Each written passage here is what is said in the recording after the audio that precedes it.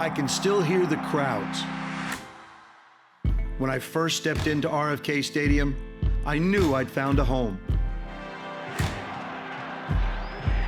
The roar of the fans, the energy of the city, united as one, was unlike anything I'd ever experienced. RFK Stadium was the stage for the world's greatest in sports, culture, and entertainment. All in the heart of our nation's capital. It's time to revive that legacy. Let's bring the Commanders home.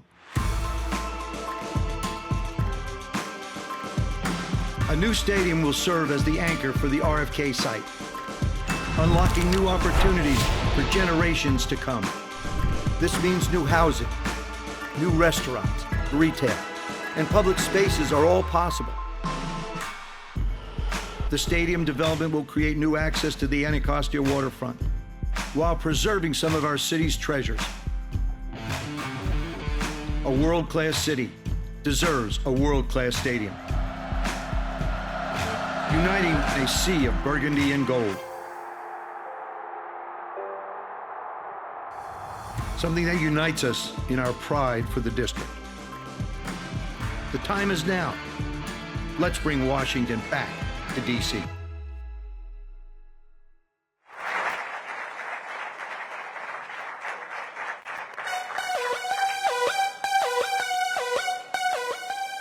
Welcome to D.C.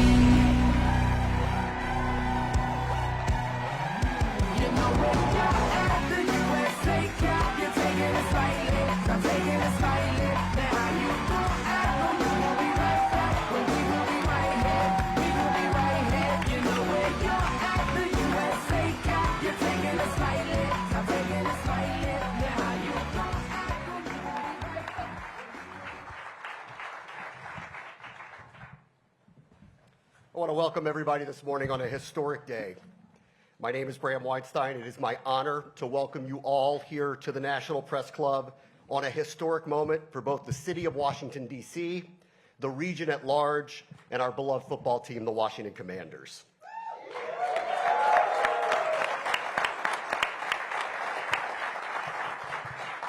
You know, sometimes a long, very long, winding road will bring you home. And RFK Stadium was home for a very long time.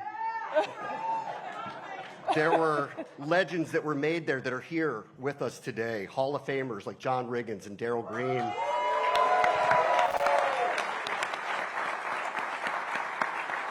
A second Super Bowl MVP, Doug Williams.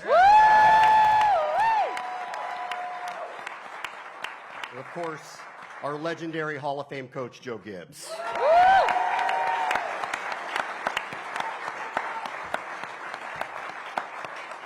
Today is not only about the past, it's obviously about the future as well. So it's fitting that next to Joe Gibbs is our head coach, Dan Quinn, and our general manager, Adam Peters.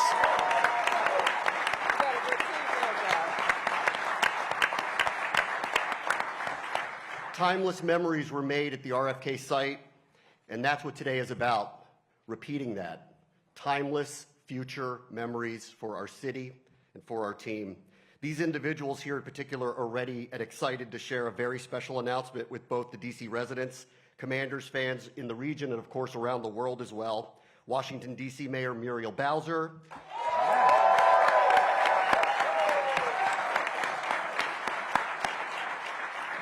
The managing partner of the Washington Commanders, Josh Harris.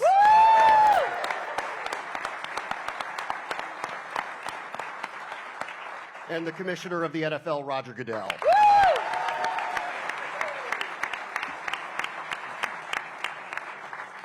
Been waiting a long time to say this, Madam Mayor. It is time for kickoff. So, Mayor Bowser, the floor is yours. Thank you, Bram.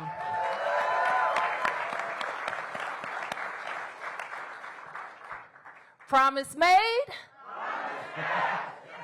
So I want to start by saying, welcome home. Let's give our Commanders a big Washington, D.C. welcome.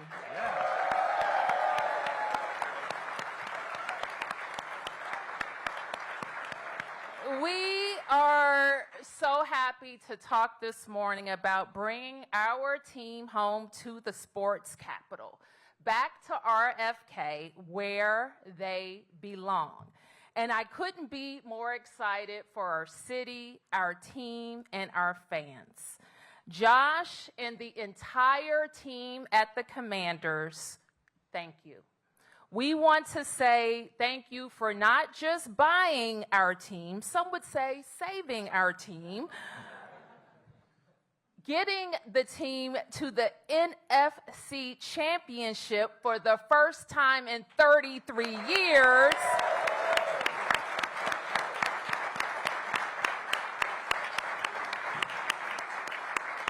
But we want to thank you for making a transformational investment in Ward 7, in our city, especially now, a time where we need it the most.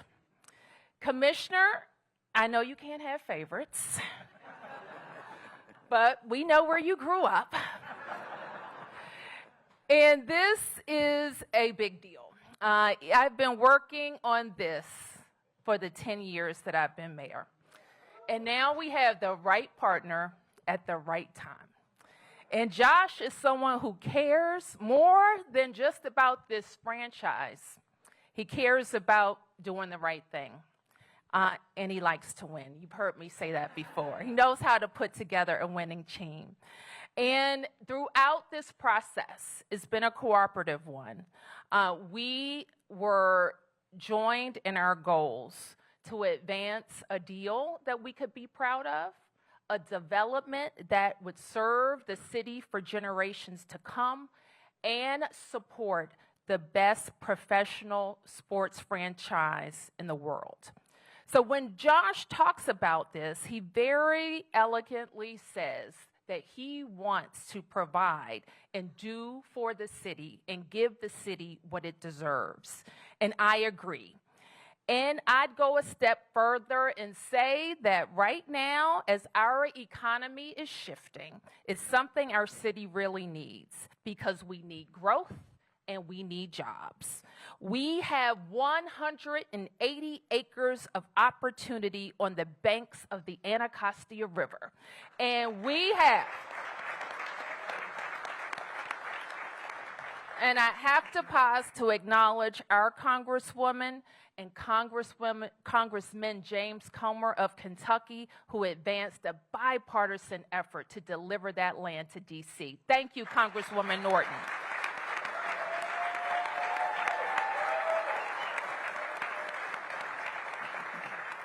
This land has been blighted and underutilized for too long. And what our deal with the Washington Commanders provides is the fastest and surest route to developing the RFK campus, and not just delivering sports and entertainment, but delivering housing, jobs, recreation, and economic development. We will be able to deliver thousands of homes here. It will deliver a world-class, community-focused sportsplex for our kids. It will create park space and build out riverfront and trails. It's about creating jobs for DC residents and revenue that will support what all of our city needs, city services that have made us a growing city. We're going to be talking a lot about this project in the coming weeks and months, and it will be clear that this is a good deal for DC. It's a fantastic deal, a win-win-win for the city, the team, and the fans. So I want to say thank you for everyone that has been involved at this point. And before we take questions, I'll go through a quick list of thank yous. But I first want to introduce a person who has been a great part of the D.C. community in the time that he's joined. He has brought on local partners into the Commander's ownership that has meant a lot for us. And I see Mark Ein and Mitch Rails in the front row. Give them a big round of applause.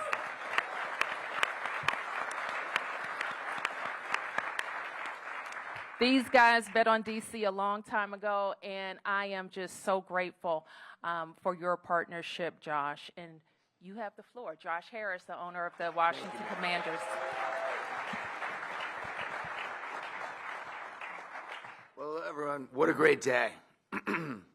It's a great day in our process to bring the Commanders home. And Mayor, thank you. I'm so appreciative for our partnership and everything you've done through this process. And, you know, this day is a testament to your leadership and the city's leadership. So thank you. Thank you.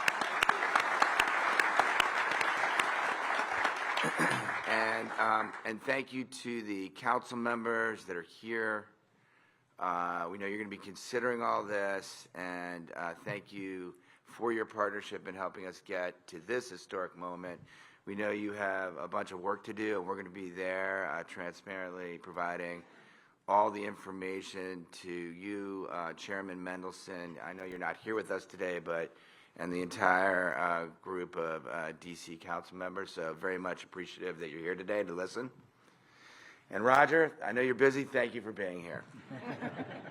It's very meaningful to have the commissioner of the NFL sitting side by side with us today. So today I am absolutely thrilled to announce that the Commanders are ready to make and our partners are committed to make the single largest private investment in D.C. history.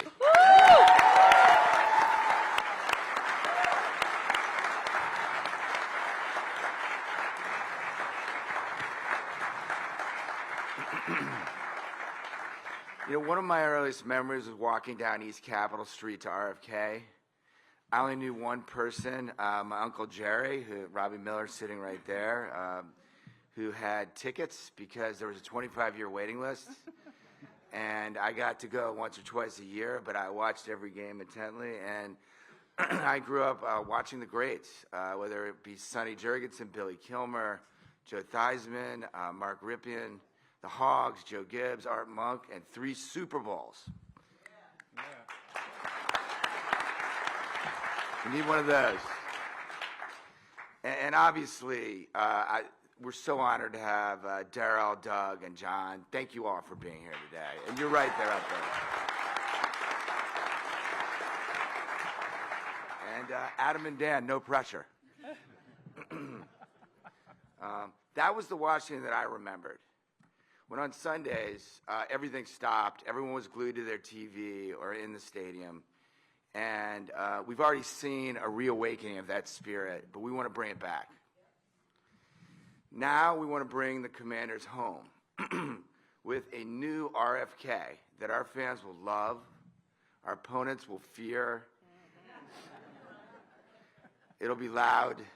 We want to make it about football, but also about the city and the community, and we want to host the biggest and best events in the world.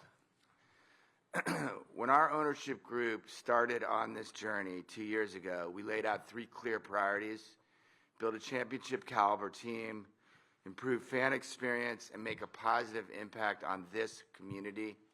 Today's announcement is a key part of that vision. Let's come home. This project is about so much more than building a stadium. It's about a once-in-a-generation opportunity to create a catalyst for long-term transformational economic growth here in D.C. That means thousands of new jobs, billions of new tax revenue, thousands of new homes, partnerships with local businesses, and the creation of about 90 acres of mixed-use development for our community. And you know what? The city of Washington and the DMV deserve it.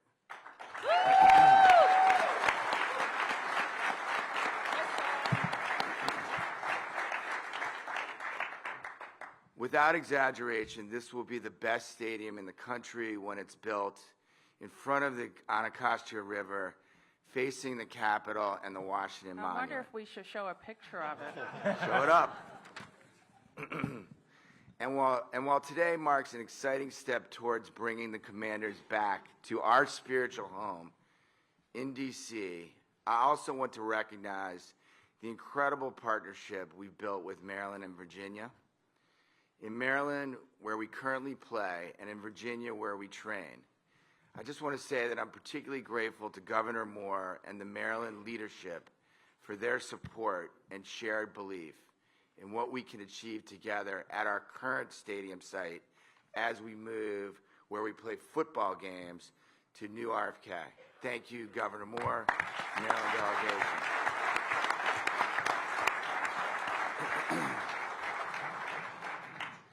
On a personal note, I am deeply humbled and grateful that God has allowed me to be part of this journey to help shape the next chapter for Commanders football, for DC, and for the entire DMV community.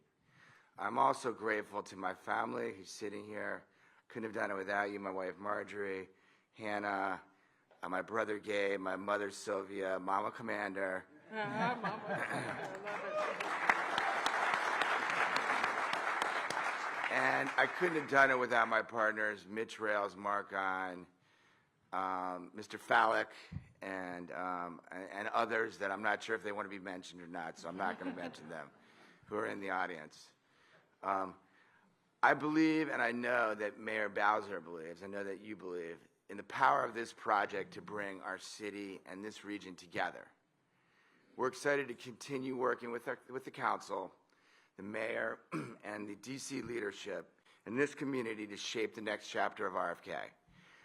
RFK was the site of some of my earliest and most meaningful memories. I hope that many others will be able to create incredible memories of their own for generations to come. The future is very, very bright.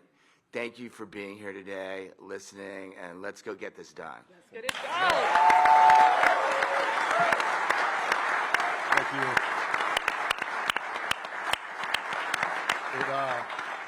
It will take quite an investment in infrastructure because we're going to make that stadium shake once again. Just like we used to. Do it. They know all about that. This also could be a crown jewel in making Washington the most powerful sports city in the world. And with that in mind, let me introduce NFL Commissioner Roger Goodell, who, like myself and like many of us in this room, grew up going to the old RFK Stadium. Commissioner. Good morning. Good morning, everyone, and thanks, Bram. This is a very special day, one that many of us have been looking forward to many years. I'm excited to join the mayor and Josh to help announce the intention of the Commanders to return to their historical site, their home in Washington, D.C. Thank you to Mayor Bowser for your leadership, extraordinary, and we're here and glad to support you. And of course to Josh for your incredible leadership.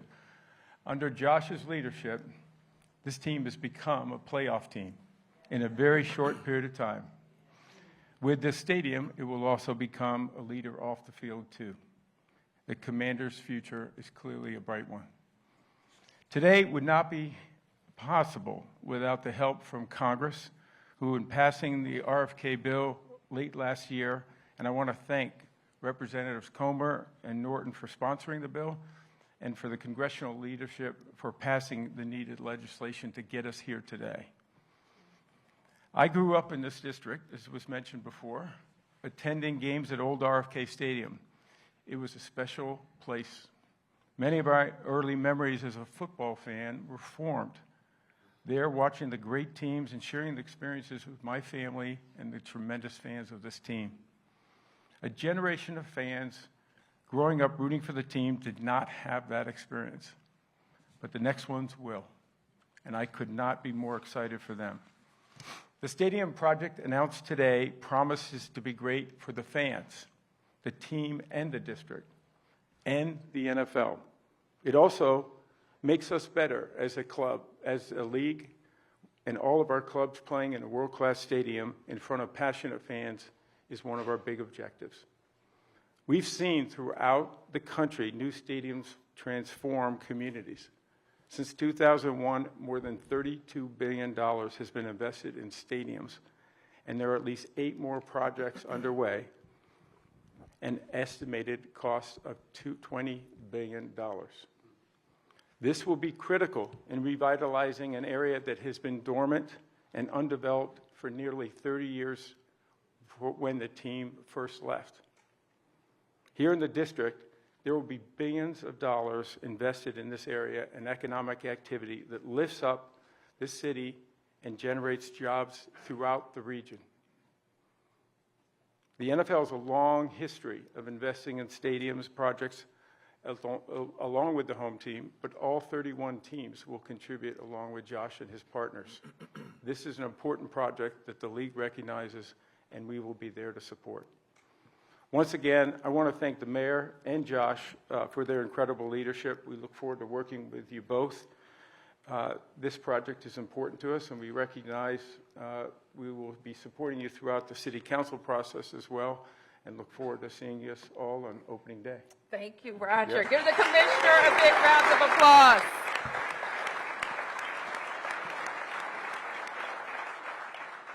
So let me just quickly mention some folks who have worked really long and hard to get us to this point. But I also want to emphasize that we have more work to do. And my team will stand ready to work with the members of the council, providing all of the information that they need. I want to recognize the council's chair for Business and Economic Development, at-large council member Kenyon McDuffie.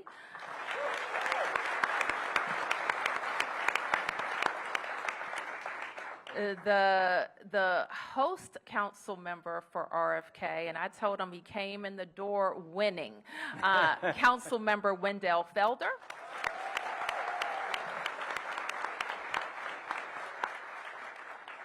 The council member who has been my partner throughout my tenure for housing and making sure we deliver it, at-large council member Anita Bonds. Thank you for being here. Very quickly, I call them my big deal team because we do big deals here. And I asked this lady to join me when I became mayor 10 years ago. She thought she was retired, and she told me she would stay for a year. And 10 years later, she's here. And I want to thank Beverly Perry.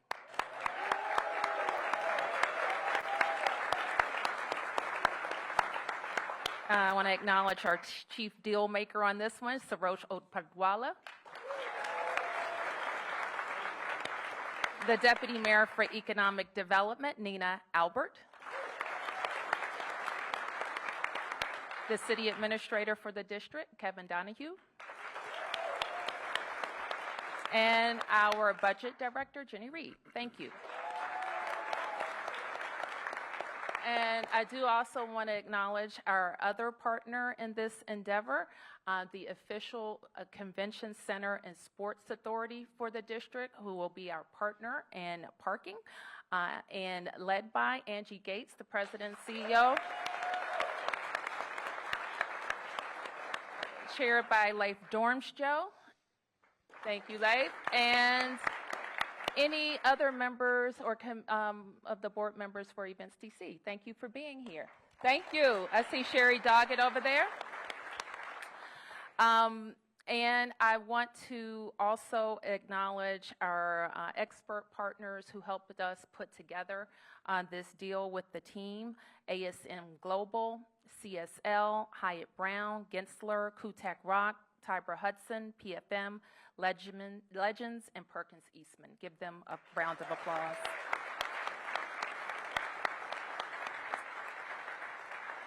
Other members of the Congress who have been in the front and behind the scenes: Senator Mark Warner, Senator Tim Kaine, Senator Joe Manchin, Congressman Benny Thompson, and Congressman Clyburn. Please give them a big round of applause.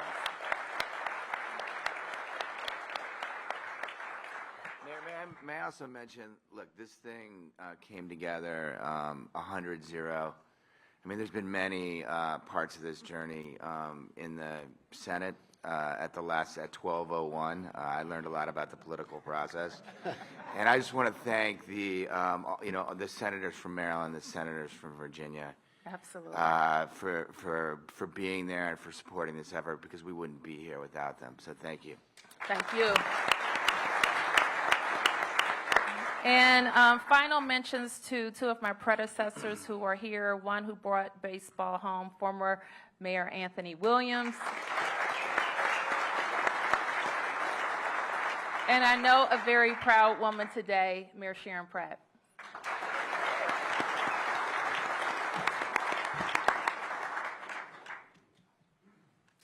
Oh, Councilmember Pinto in pink. I'm sorry. I failed to acknowledge our host council member for today and a very, very early and strong supporter of bringing the team home, our Ward 2 Councilmember Brooke Pinto.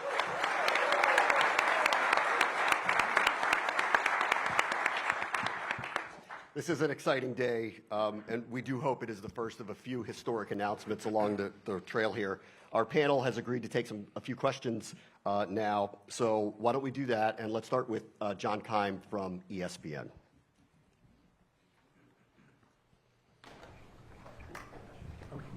Roger, real quick, how much does this increase the chance of getting a Super Bowl in D.C.? Well, I didn't come here to announce that, but I would say dramatically.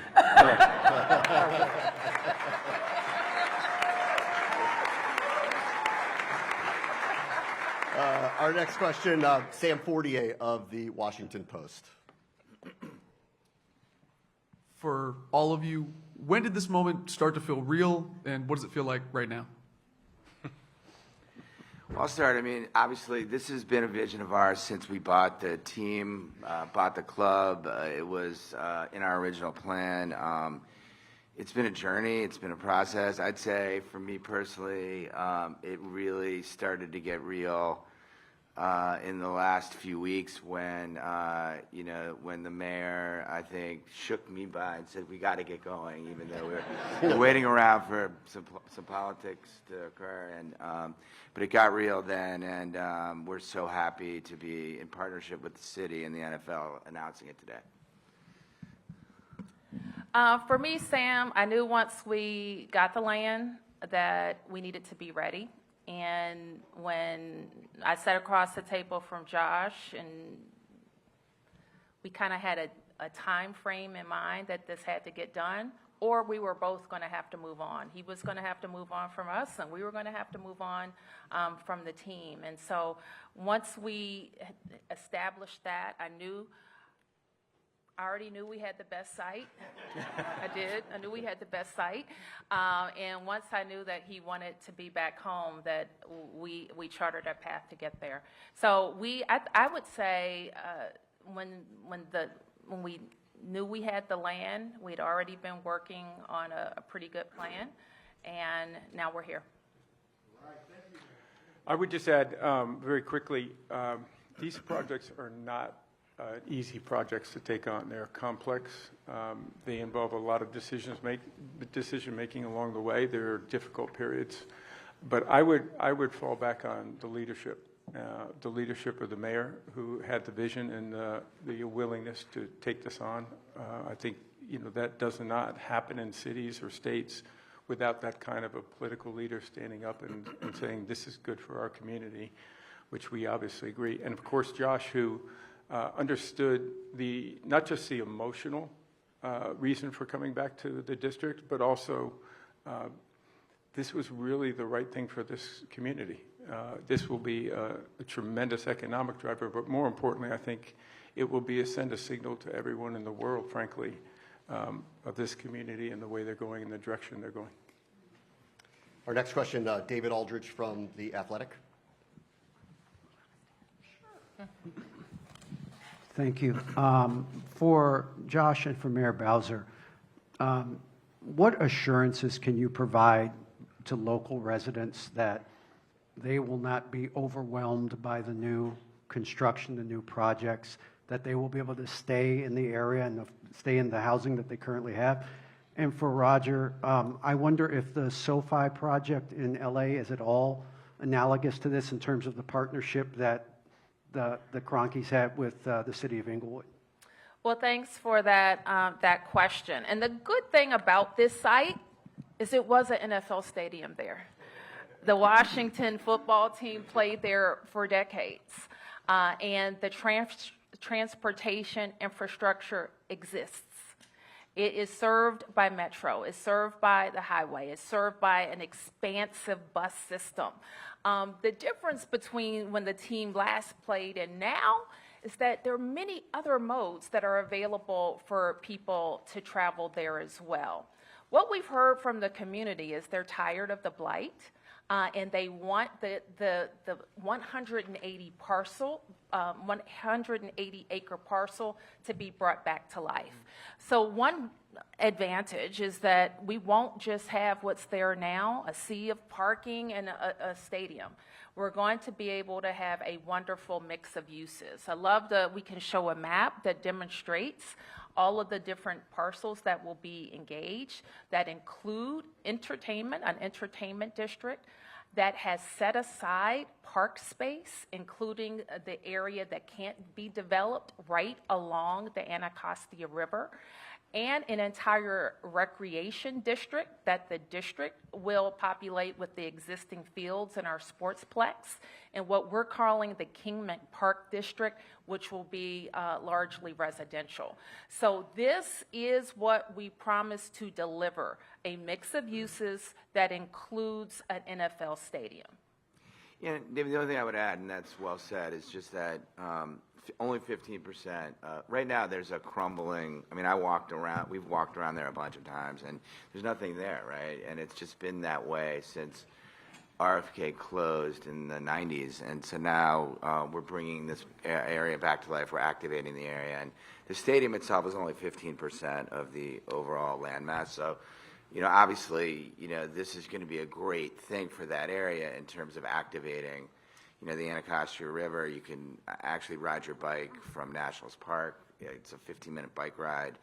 Activating, enhancing the amenities for the neighborhoods there, grocery stores, other things, restaurants. So that's a big part of what we're doing.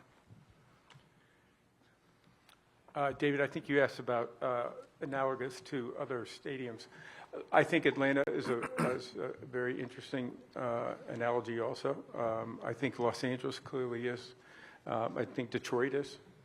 I think there are many cities where they have seen the value of the reinvestment into that community, a stadium being surrounded by a development such as this, that I think is very powerful, and they've all been successful, both in, I think, the community's mind, most importantly, but also in our mind. But I also think they've been successful from an economic standpoint. Our next question is from Stephen Wino of the Associated Press. Josh, my question's for you. Obviously, I know you guys have been looking at sites in Maryland and Virginia in the district. How much of sort of your investment was for you guys, as Mitch and your ownership group, nostalgia about how much you guys as a team wanted to be back at the RFK site? Yeah, I mean, obviously look, we all grew up here, right? And we all were certainly touched by our experiences, but I think it was less nostalgia and more just a deep connection to understanding how important the location was. It's in the middle of, you've got, the DMV is obviously Virginia, Maryland, and D.C. D.C. happens to be in the middle. Obviously, we all experienced, the rumbling of RFK and the centrality of that location in terms of its proximity to the seat of government and to businesses and being in the middle, as well as the experience of a city stadium, right? Like walking there, taking the metro, kind of the experience itself. So I think that all of those things contributed, but at the end of the day, it was the right thing. It was less nostalgia. It was more just the fact that we had grown up here gave us that vision to, not look at the crumbling concrete that was there, but remember in our minds the vivid nature of what Washington football was all about and how it really brought a city that was socioeconomically, distinct and challenged at that point, with lots of groups of people together, right? No matter where you were from, who you were, your race, color, religion. On Sundays, you were a Washington football fan. And so that really did contribute to our focus on it, and then, kind of brought it to life. And then, look, let's face it, Washington is amongst, if not the most important city in the world. It's a gateway city for the United States of America. And, to have a stadium and a site, where you can see the Washington Monument, you can see the Capitol. I remember watching on TV those shots and having John Madden talk about, we're here in the nation's capital, and there's the Washington Monument, there's the White House, there's the nation's capital, and then there's RFK at that bowl, right? And so all that stuff was incredibly motivating to all of us. Our next question is from Chick Hernandez of WUSA. All righty then. You going to hold this? Okay. I am capable. Commissioner, we've had 2 decades of darkness here with this franchise, and then it turned around.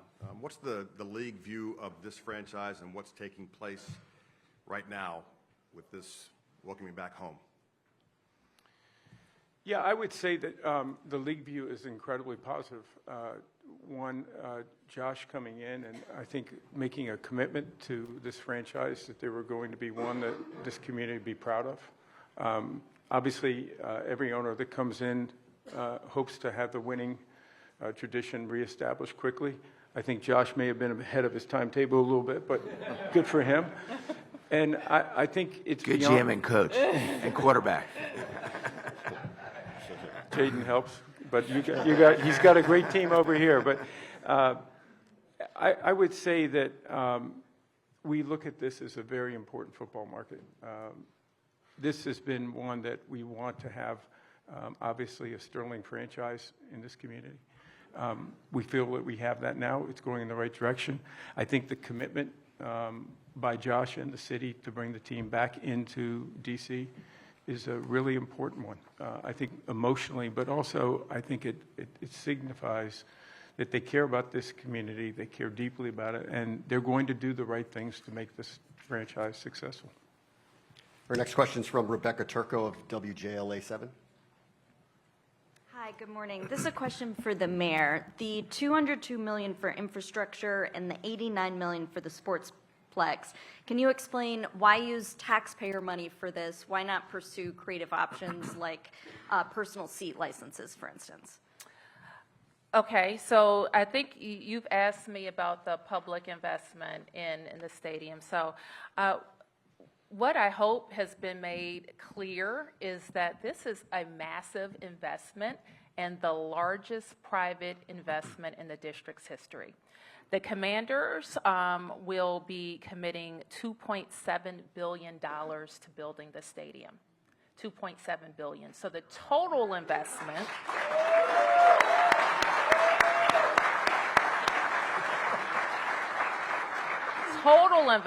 will be $3.6 billion.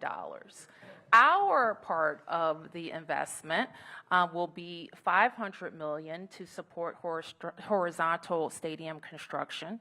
And Events DC, as I mentioned, our partner, is partnering for parking in the sum of $181 million.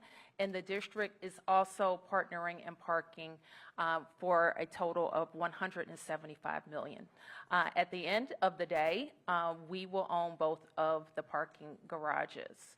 And so in addition to that, as we would, and as we have done with all public parcel development, we contribute to infrastructure development.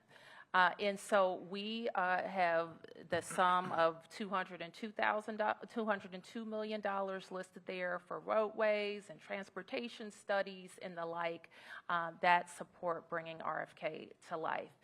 Very similar to what we're doing at McMillan or what we've done at St. Elizabeth's or what we've done at Walter Reed or what we've done at the adjacent Hill East. That the district goes in and supports infrastructure and works with a trusted development partner to build out. And that's how we expect to proceed here.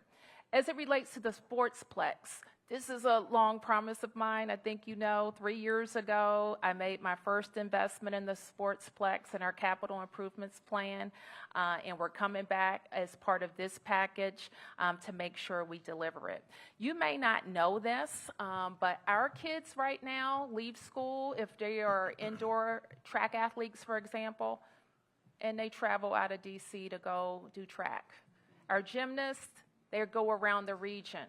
Our cheerleaders don't have a place to cheer. So we need a world-class indoor sports facility, and we will invest in it at RFK.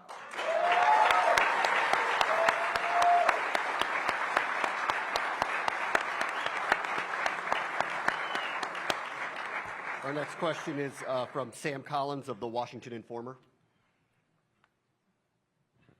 Peace and blessings. Sam P.K. Collins of the Washington Informer. Madam Mayor, and anybody else who wants to answer, if we can just talk about, as it relates to the community benefits plan, what is the timeline of stakeholder engagement? How much in funds are we talking about being dispersed? And is this an arrangement that's happening in perpetuity or for a limited time? Well, with all economic development projects, I start with this, and I've been involved with a lot over the years. The number one community benefit is what we will deliver on the site. So we will be able to deliver because of this catalytic anchor investment by the commanders between 5,000 and 6,000 units of housing. We will be able to deliver more hotels.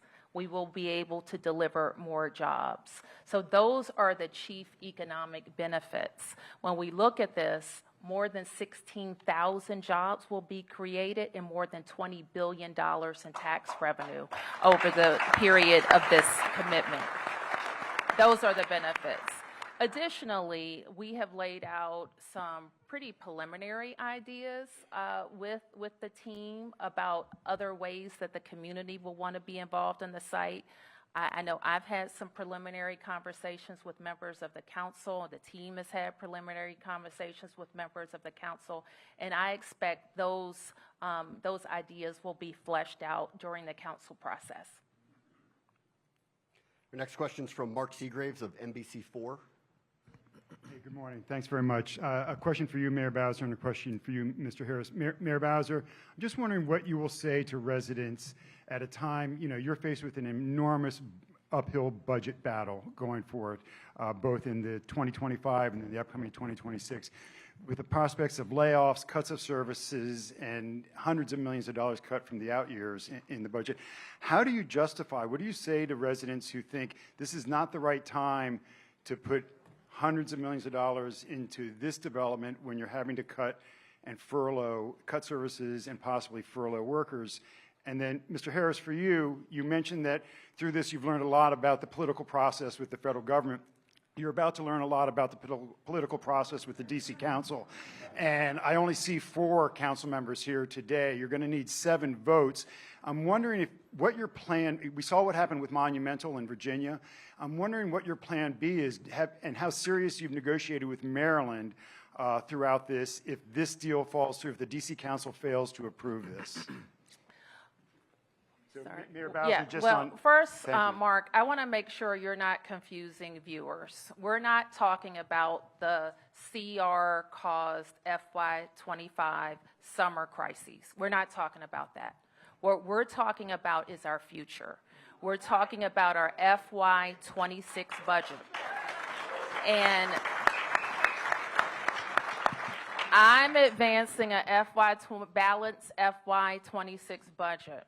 That is both focused on right-sizing spending, for sure, but it is also making some big, bold investments in growth. Yeah. Now is not the time where our economy is shifting. You know what our job is right now? Our job is to replace economic activity for 40,000 people.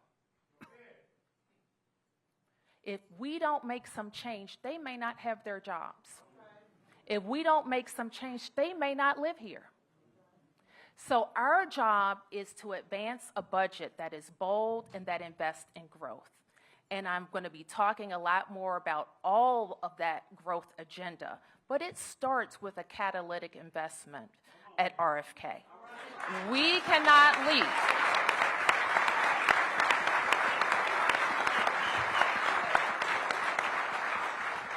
If you need to add revenue, as we do, you can't leave 180 acres vacant. If you need to add jobs, as we do, you cannot wait for an anchor to show up to start developing there. When you need to attract business, you have to be about business.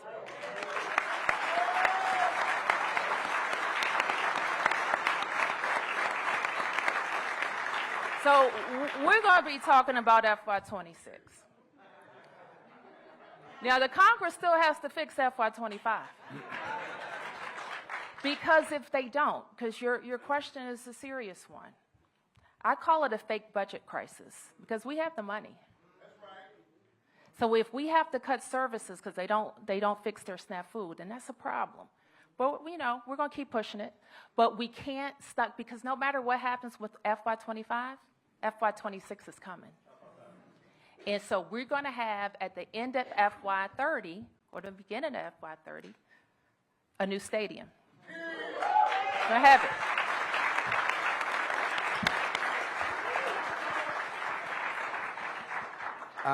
I think that this is an incredible ROI for the city of D.C., the local community around the stadium. Literally, the mayor has done an amazing job at negotiating on behalf of the city, but also becoming a partner with us in an investment that is going to create like billions of tax revenue, thousands of jobs, a whole new community, and tie together the city. And look, I look forward to continuing my engagement and intensifying my engagement with the council, both Ward 7, but also the broader DC communities and the people that are representing the broader DC community, and being super transparent, giving them the details they need.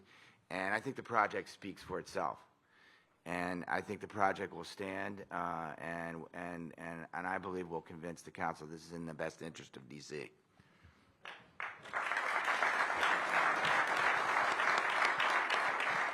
Our next question is from Stephanie Ramirez of Fox 5. Can I just say one other thing? And we did have other alternatives, but we're really focused here. Could you tell us what that alternative is? Of course not. All right, a question for Mr. Harris. First off, we saw the photo right after the president signed the bill of the two of you smiling. I'm over here, sorry. Right back here. There you go. Okay, there you go.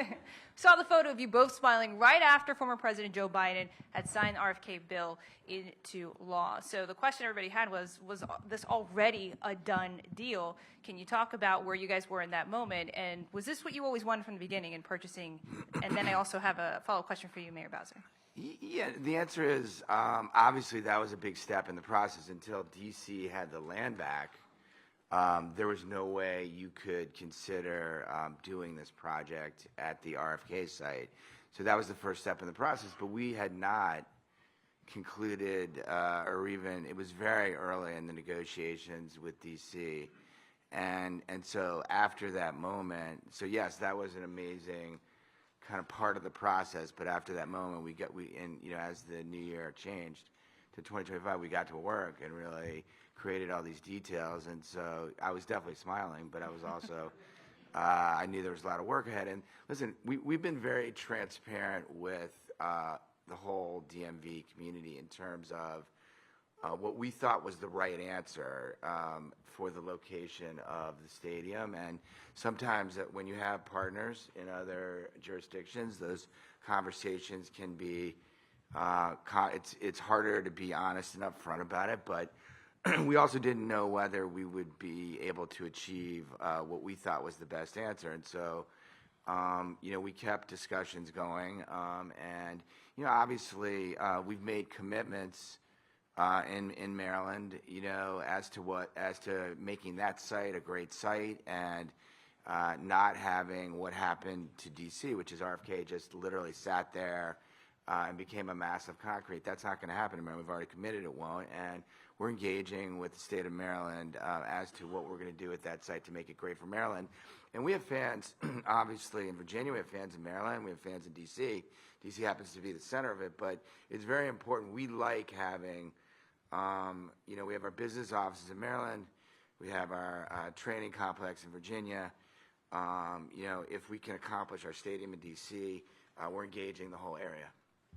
And then Mayor Bowser, couple questions here. We know that there are significant issues with business downtown and reviving downtown DC. Does this project kind of replace anything downtown, or how do you balance what you're trying to do here with reviving downtown? And then separately, will you commit to working with the residents some kind of financial agreement for those neighbors who are concerned that they may be forced to move out because of rising property costs with the new stadium that's going to be going there? Well, nobody will be forced to move out. What we're proposing is completely in the on the RFK parcels. And the first part of your question was what? How does this work with redeveloping downtown? We think it's entirely complementary. And more than that, we kind of got an early start on our growth agenda, what I'm now calling our growth agenda, because of the work that we were able to do downtown. And it's particularly around Chinatown and Gallery Place. And see our Gallery Place Chinatown co-chairs here. Give those ladies a big round of applause. Jody and Debbie. I see Jerem Price, who helped produce the Downtown Action Report. The council members at the front who unanimously approved a $515 million investment in keeping the Capital One Arena downtown. Might I add a structure that's very similar to what we are proposing here. And so I think that we have demonstrated that cities especially we're doubling down on what's working for us. We are a hospitality economy and a sports and entertainment economy. You've heard me say 1,000 times, this is not just fun and games. It's dollars and cents for the city. And what happens at these parcels helps us invest in all 8 wards. We have time for one final question. Kate Ryan from WTOP.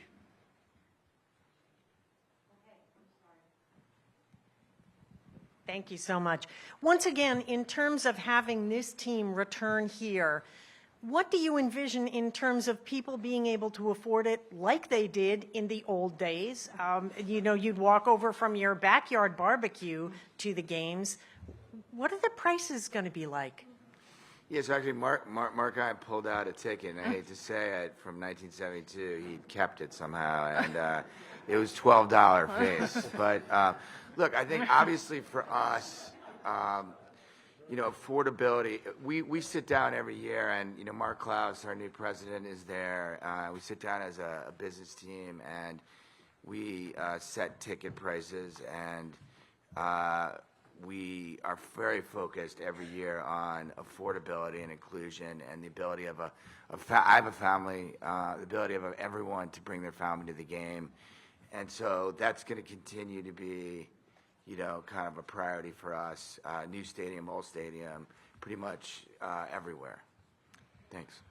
We're going to give you an opportunity to have a photo opportunity in just a moment. We're going to ask you all to stay seated as we're going to call you up in groups. But first, to commemorate what is a historic day, we're going to take this commander's helmet.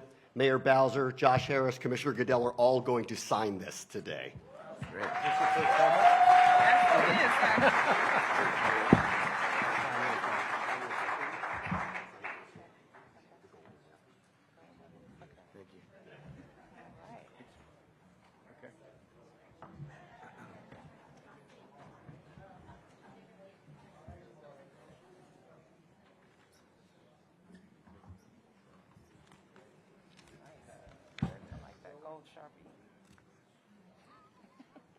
Perfect color for it, isn't it?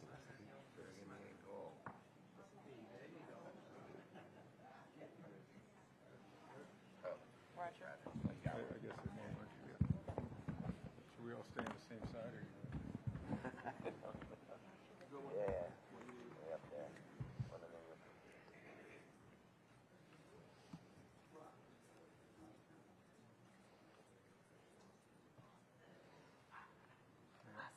Hold that up.